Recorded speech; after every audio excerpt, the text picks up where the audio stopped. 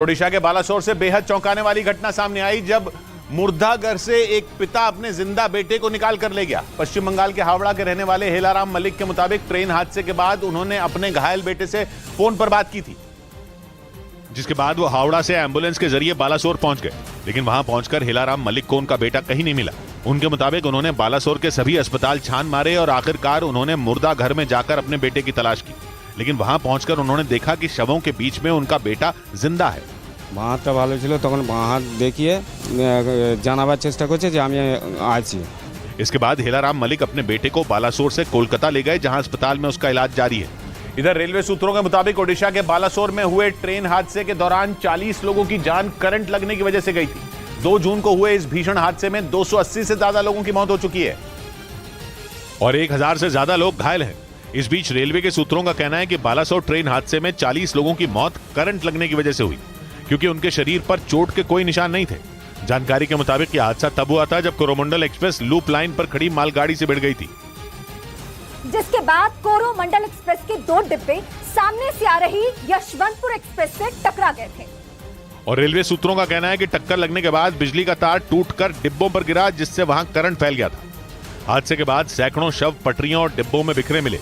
इनमें कई शवों पर चोट के निशान नहीं थे। इसी वजह से यह आशंका जताई जा रही है कि उनकी मौत करंट लगने से हुई।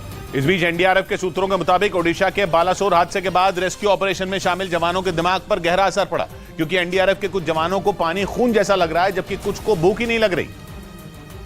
यानी हादसे की वजह से एनडीआरएफ के कुछ जवानों की मानसिक स्थिति बिगड़ गई। 2 जून को बालासोर में हुए इस भयानक हादसे के बाद एनडीआरएफ ने वहां रेस्क्यू ऑपरेशन चलाया था। एनडीआरएफ के जवानों ने लोगों को निकालने के लिए अपनी जान झोंक दी।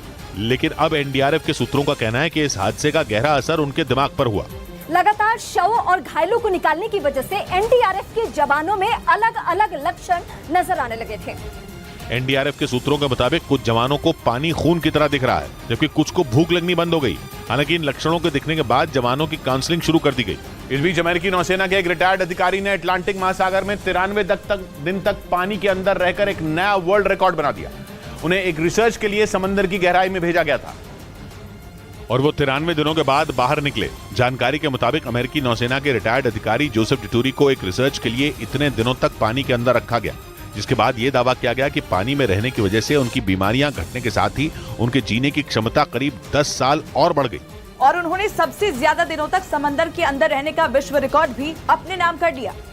इससे पहले सबसे ज्यादा दिनों तक समंदर में रहने का रिकॉर्ड 73 दिन का था, जिसे जोसेफ डिटूरी ने तोड़ दिया।